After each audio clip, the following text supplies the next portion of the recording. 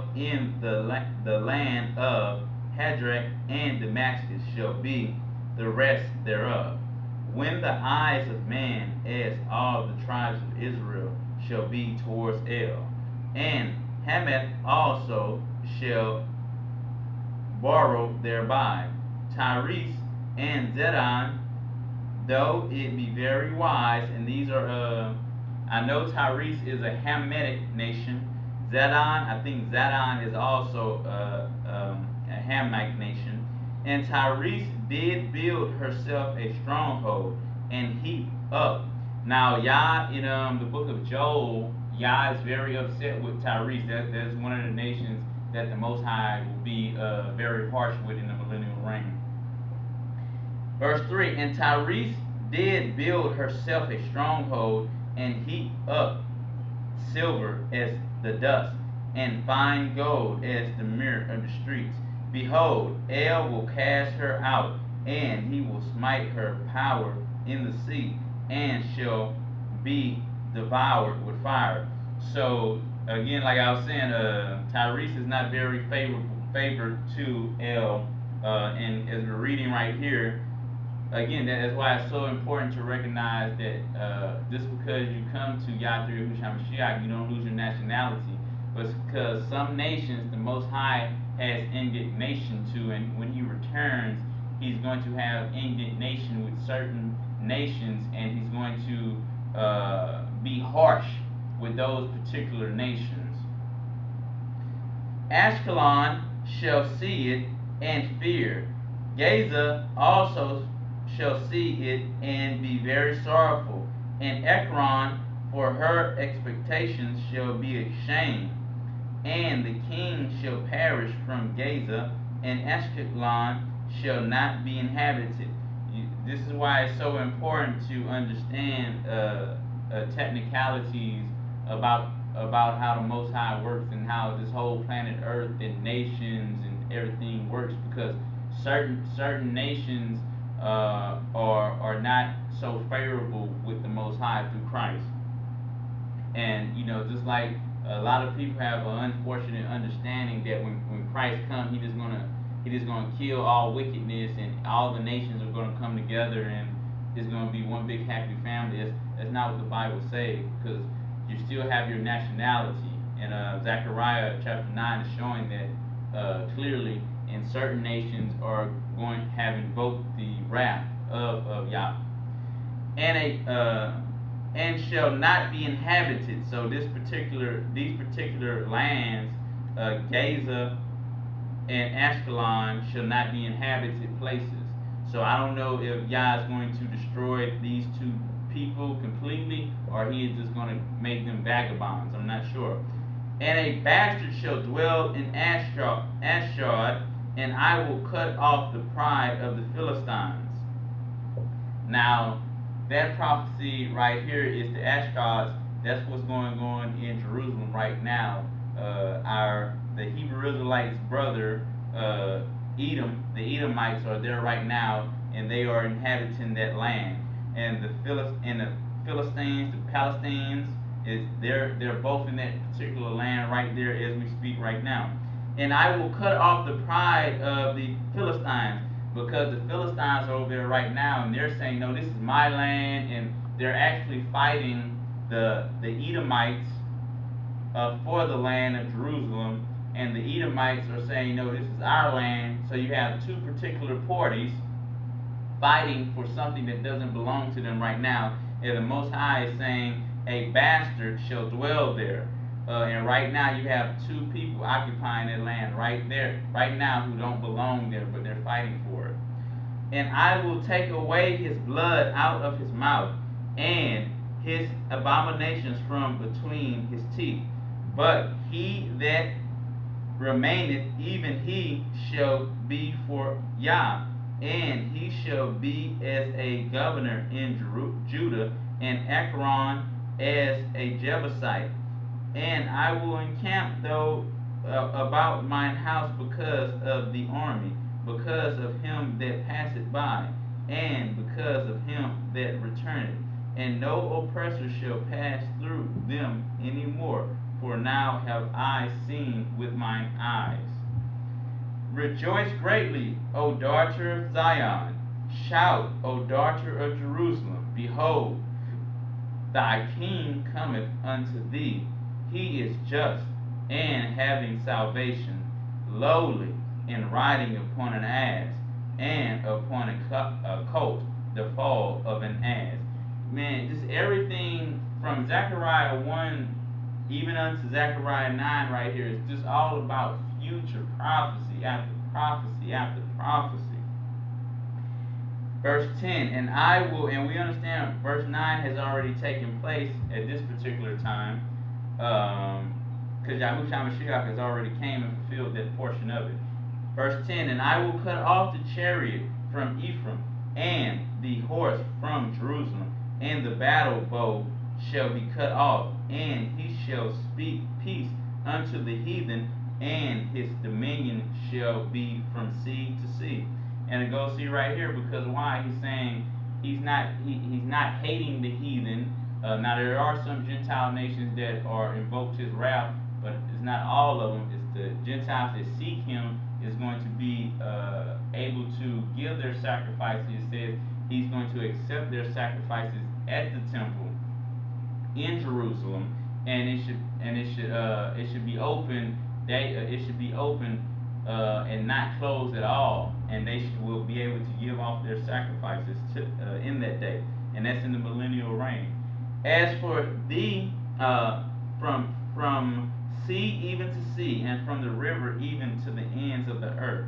As for thee also, by the blood of thy covenant, I have set forth thy prisoners out of the pit wherein is no water. Now this is talking about when Yahushua Mashiach descended into Shaul, hell, for a particular amount of time, and he did what? He set the captives free. Now we're talking about a spiritual captivity, because even if you were a good and decent person, a Torah following person, because of the matter that Adam and Eve did, they damned everyone, good or bad, down there. But there's two parts of hell, Shaul, in that particular place, where you have the wicked, where the wicked go for torment on one side of the gulf, and on the other side of the gulf you have where people like Abraham bosom they call it, it's called, and you have the righteous people there. They're not being tormented, but they're stuck there because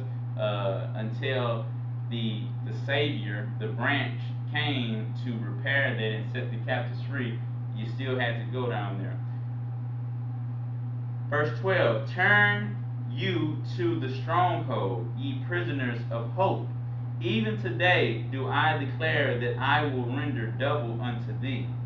When I have bent Judah for me, filled the bow with Ephraim, and raised up thy sons, O Zion, against thy sons, O Greece, and made thee as the sword of a mighty man. And El shall be seen over them, and his arrow shall go forth as the lightning, and El shall blow the trumpet, and shall go with whirlwind of the south. El of hosts shall defend them, and they shall devour and subdue with slings stones, and they shall drink and make a noise as through wine, and they shall be filled like bowls, and as the corner of the altar. And El their Yah shall save them in that day as the flock of his people. For they shall be as the stone of a crown, lifted up as a ensign upon his land. For how great is his goodness, and how great is his beauty. Corner shall make the young men cheerful, and new wine the maids. Ask ye of El rain in the time of the latter rain, so El shall make bright clouds, and give them showers of rain to every grass in the field. For the idols have spoken vanity, and the diviners have seen a lie. and have told false dreams. They comfort in vain. Therefore they went their way as a flock. They were troubled because there was no shepherd. Mine anger was kindled against the shepherds, and I punished the goats.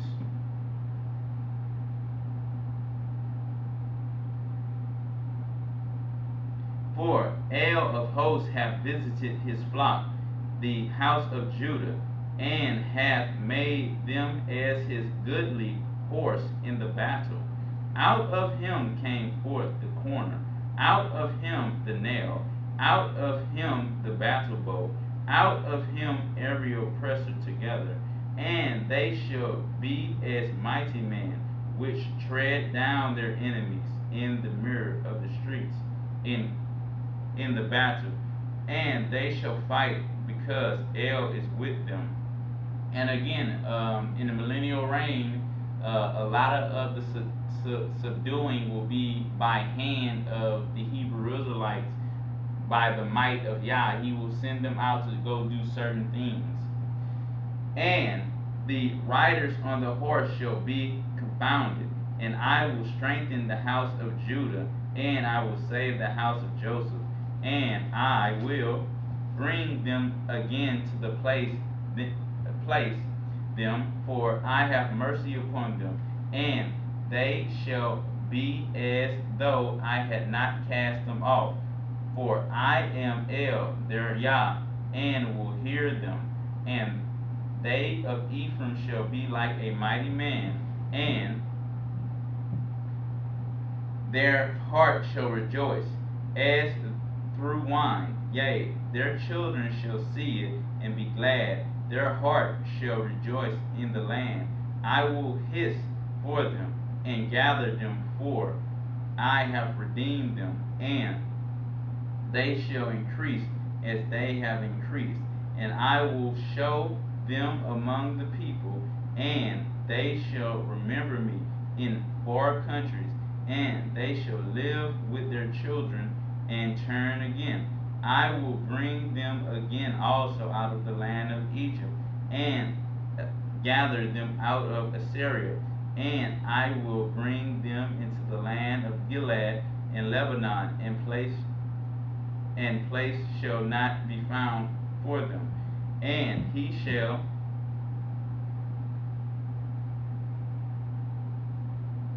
pass through the sea with affliction, and shall smite the waves in the sea, and all the deeps of the river shall dry up, and the pride of Assyria shall be brought down, and the scepter of Egypt shall depart away. And I will strengthen them in El, and they will walk upon and down in his name, said Yah. Verse 10, chapter 10. Open thy doors, O Lebanon, that the fire may devour thy cedar. And in Isaiah chapter 63, in Isaiah chapter 60 or 63, it's talking about the wood from Lebanon coming to help build up Jerusalem. So again, it's very important to read and study about the prophecy of each nation, because each nation has its own prophecy with the Most High and what He's going to do. Some nations He's going to welcome, and some nations they're in a lot of trouble. Open thy doors, O Lebanon, that the fire may devour thy cedars. How fair tree, for the cedar is fallen, because the mighty are spoiled.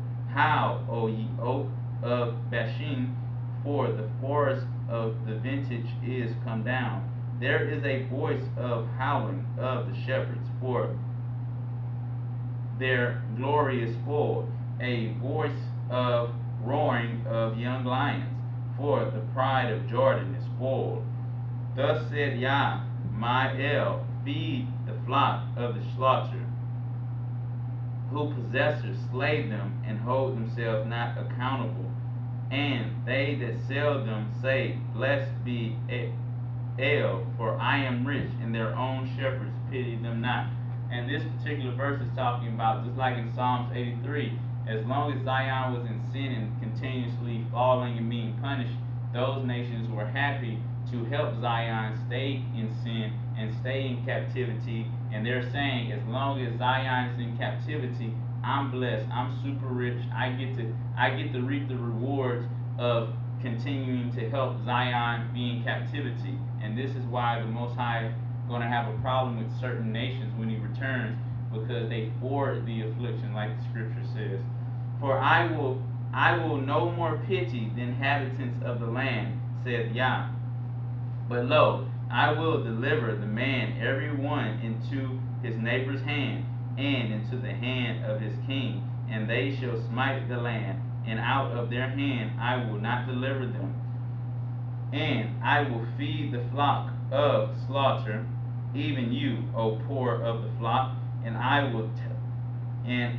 took unto me 2 steeds, the one called Beauty, and the other called Bands, and I fed the flock.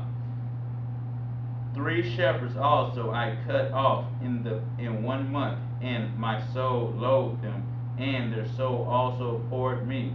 Then said I will not feed you that diet, let it die, and that is to be cut off, let it be cut off, and let the rest eat every one the flesh of another. And I took my staff, even Beauty, and cut it asunder, and that I might break my covenant which I had made with all the people. And the covenant was made with the Hebrew Israelites, and it was broken in that day. And so the poor of the flocks that waited upon me knew that it was the word of El. And I said unto them, if ye think good, give me my price, and if not, forbear. So they weighed for me price 30 pieces of silver. And El said unto me, cast it unto the potter, a goodly price, that I was prized of them. And I took the 30 pieces of silver, and cast them to the potter in the house of El. Then I cut asunder my other staff, then bands, that I might break the brotherhood between Judah and Israel. And El said unto me, take unto thee yet the instrument of a foolish shepherd. For, lo, I will raise up a shepherd in the land, which shall not visit those that be cut off, neither shall seek the young one, nor heal that is broken, nor feed that shrinketh still, but he shall eat the flesh of the fat, and tear their claws in pieces. Woe to the idle shepherd that leaveth the flock! The sword shall be upon his arm, and upon his right eye. His arm shall be clean dried up, and his right eye shall be utterly darkened. Chapter 12, verse 1. The burden of the word of El for Israel, said Yah, which stretches forth the heavens, and layeth the foundations of the earth, and formeth the spirit of man within him. Behold, I will make Jerusalem a cup of trembling unto all the people round about, when they shall be in siege, both against Judah and against Jerusalem. And in that day will I make Jerusalem a burdensome stone for all people. All that burden themselves with it shall be cut in pieces, though all the people of the earth be gathered together against it. So, again, we're still going to have people gathering against Zion in the millennial reign, like Gog and Magog. In that day, said Yah, I will smite every horse with astonishment, and his rider with madness, and I will open mine eyes upon the house of Judah, and will smite every horse of the people with blindness. And the governors of Judah shall say in their heart, the inhabitants of Jerusalem shall be my strength, and El of hosts, Yah. In that day will I make the governors of Judah like a hearth of a fire among the wood, and like a torch of fire in a sheaf, and they shall devour all people round about, on the right hand and on the left. And Jerusalem shall be inhabited again in her own place, even in Jerusalem. El also shall save the tents of Judah first, that the glory of the house of David and the glory of the inhabitants of Jerusalem do not magnify themselves against Judah. So when during the millennial reign here, this is not a lesson about the millennial reign, but it's a lot of prophecies right here. But even in the 12 tribes of Israel, Judah will be the first one to be saved. In that day shall El defend the inhabitants of Jerusalem, and he that is feeble among them at that day shall be as David, and the house of David shall be as Yah, as the angels of El before them. So that's what I was talking about when in that time also that Zion will be mighty man like the 144. They will be having special powers, the strength of Samson, teleporting, all type of other stuff, because they're gonna be, adorned with supernatural bodies, the glorified bodies, and they're gonna be able to do certain things. And it shall come to pass, because just like David mighty man, they were known, his mighty man, they were able to kill giants, kill Nephilim, and the Nephilim was, as big as a building sometimes, and David's mighty man, they weren't just the average males, and they could kill a Nephilim. Verse 9, and it shall come to pass in that day that I will seek to destroy all the nations that come against Jerusalem, and I will pour upon the house of David and upon the inhabitants of Jerusalem, the spirit of grace and supplication, and they shall look upon me whom they have pierced. Now, who did they pierce? They pierced Yahushua HaMashiach. So this is the prophecy of him being pierced. And they shall mourn for him, as one mourneth for his only son, and they shall be bitterness for him, and one that is in bitterness for his firstborn. Sadness and stuff like that, like David was when he lost his child with Bathsheba. He was mourning, he was sad. In that day shall there be a great mourning in Jerusalem, as the mourning of Handrea Rameon in the valley of Megiddon. And the valley of Megiddon, that's like the Armageddon, where they're gonna have the Armageddon. And the land shall mourn, every family apart, the family of the house of David apart, and their wives apart, the families of the house of Nathan apart, and their wives apart, the family of the house of Levi apart, and their wives apart, the family of Shema apart, and their wives apart, and all the families that remain, every family apart, and their wives apart. Chapter 13. And that day shall be a fountain open to the house of David and the inhabitants of Jerusalem for sin and for uncleanness. And it shall come to pass in that day, saith Yah of hosts, that I will cut off the names of the idols out of the land, and they shall no more be remembered.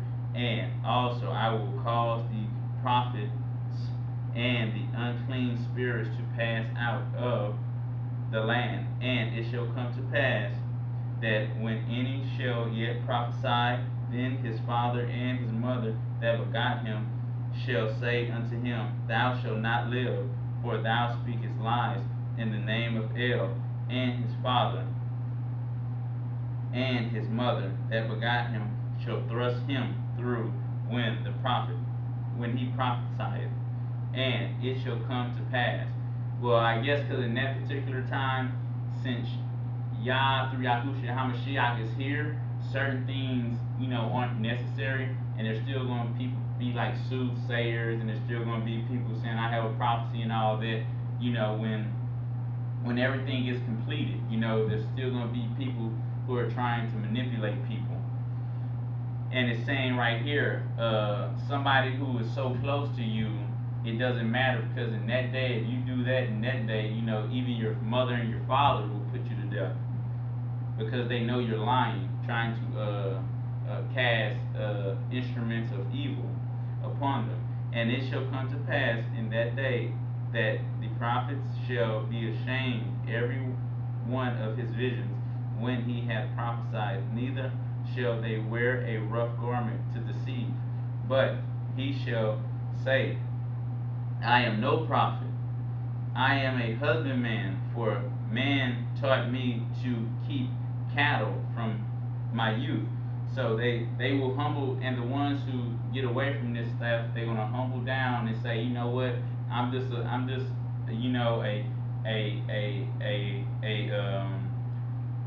husbandman. I'm just somebody who's doing this particular job. I'm not a prophet. Please don't make that's not what I'm about. And one shall say unto him, what are these wounds in thy hands? Then he shall answer, those which those with which I was wounded in the house of my friends.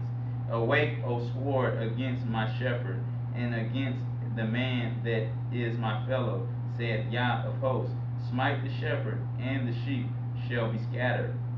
And I will turn mine hand upon the little ones, and it shall come to pass that in all the land, saith Yah, 2 parts therein shall be cut off and die, but the third shall be left therein. It goes into the prophecy about the 1/3 and the 2/3, because 2/3 of Zion is prophesied to be killed. And I will bring the third part through the fire. The 1/3, even though they made it through, they still going to be tested. And will refine them as silver is refined, and will try them as gold is tried. And just like we read in the first part of Zechariah, when Yah was saying he's going to give the kingdom to Yahushua HaMashiach, he said, if you do this and you keep my laws, statutes, and commandments. So what was he doing to even Yahushua HaMashiach? He was trying even Yahushua HaMashiach. So Yah is just not going to give anybody anything. Even though you made it to a certain part, he want to make sure that you are qualified to receive certain things. And will try them as gold is tried. They shall call on my name, and I will hear them. I will say, it is my people, and they shall say, El is my Yah. Behold, chapter 14, verse 1, the last book of Zechariah. Made it 21 verses. Behold, the day of El cometh, and thy spoil shall be divided in the midst of thee. For I will gather all nations against Jerusalem to battle, and the city shall be taken, and the house raffled, and the women ravaged, and half of the city shall go forth into captivity, and the residue of the people shall not be cut off from the city. Then shall El go forth and fight against those nations, as when he fought in the day of battle, and his feet shall stand in that day upon the Mount of Olives, which is before Jerusalem on the east. And the Mount of Olives shall cleave in the midst thereof towards the east and towards the west. And there shall be a very great valley, and half of the mountain shall remove towards the north, and the half towards the east. So when he comes back, it's gonna be like an earthquake separating the Mount of Olives, and one is going to go to the south side, and one is going to go to the north side. And ye shall flee to the valley of the mountains, for the valley of the mountains shall reach unto Azel.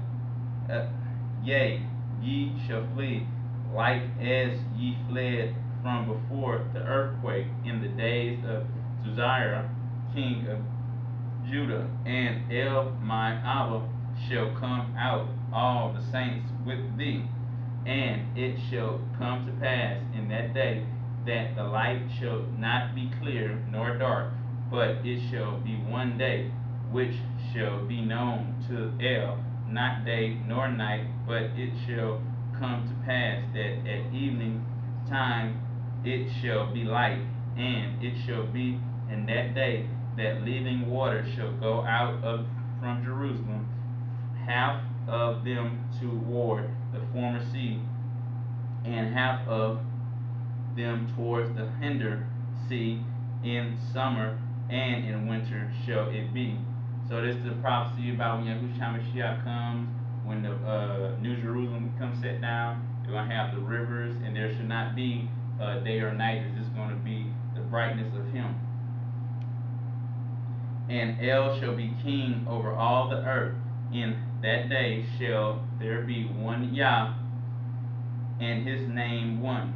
And all the land shall be turned as a plain from Gibeah to Rimmon, south of Jerusalem, and it shall be lifted up and inhabited in her place, from Benjamin's gate unto the place of the first gate, unto the corner gate, and from the tower of Hananel unto the king's wine presses, and man shall dwell in it, and there shall be no more utter destruction, but Jerusalem shall be safely inhabited, and it shall be the and this shall be the plague wherewith El will smite all the people that have fought against Jerusalem.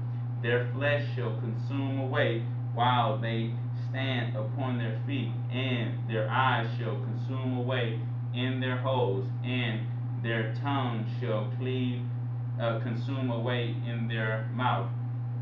And in that particular time, that's why I was saying, certain nations, when Yahusha returns, He's going to be upset at them, and those nations are going to be on Yahusha's back, on His not delightful side, and they're going to be, some of them are just going to be eradicated, because they fought against His beloved, the apple of His eye, Jerusalem. And it shall come to pass in that day that a great tumult from El shall be among them, and they shall lay hold every one on the hand of his neighbors, and his hand shall raise up against the hand of his neighbor. And Judah also shall fight at Jerusalem, and the wealth of all the heathen round about shall be gathered together, gold and silver and apparel in the great abundance. So again, some people believe that the Hebrew Israelites aren't going to fight, or other nations aren't going to fight when Yahushua HaMashiach returns. There's still going to be battles, and these particular battles, the Yahushua HaMashiach will send certain Hebrew Israelites to go take care of that matter, and they're going to have spoils afterwards. And Judah also shall fight at Jerusalem, and the wealth of the heathen round about shall be gathered together, gold and silver and apparel in great abundance. And so shall be the plague of the horse, of the mule, of the camel, and of the ass, and of all the beasts, and shall be in these tents as this plague.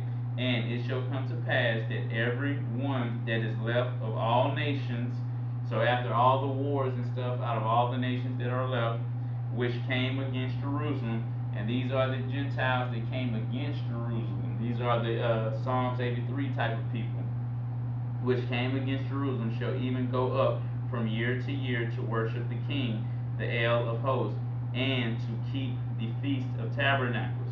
And it shall come, and it shall be that whosoever will not come up, all the families of the earth, unto Jerusalem to worship the King, the El of hosts, even upon them shall be no rain. And if the family of Egypt go not up, and come not, that have no rain, there shall be the plague, wherewith El will smite the heathen that come not up to keep the feast of tabernacle. This shall be the plague, punishment of Egypt, and the punishment of all nations that come not to keep the feast of the tabernacle. In that day shall there be upon the bells of the horses holiness unto the El, and the pots in El's house shall be like the bowls before the altar full. Yea, every pot in Jerusalem and in Judah shall be holiness unto El of hosts, and all they that sacrifice shall come and take of them, and see it therein, and in that day there shall be no more the Canaanites in the house of El of hosts. And it's also going about, we talked about the Canaanites last week. The Canaanites are not going to be allowed to sacrifice in the house of El.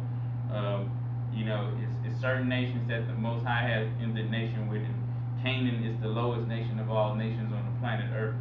They're not going to be able to come into the house of El to offer sacrifice. That was the reading of Zechariah chapter 1 to 14. I hope some edification came, and some thought-provoking things came out of the book. And I pray y'all word went out in truth and sincerity. And all praise to Yah through Yahushua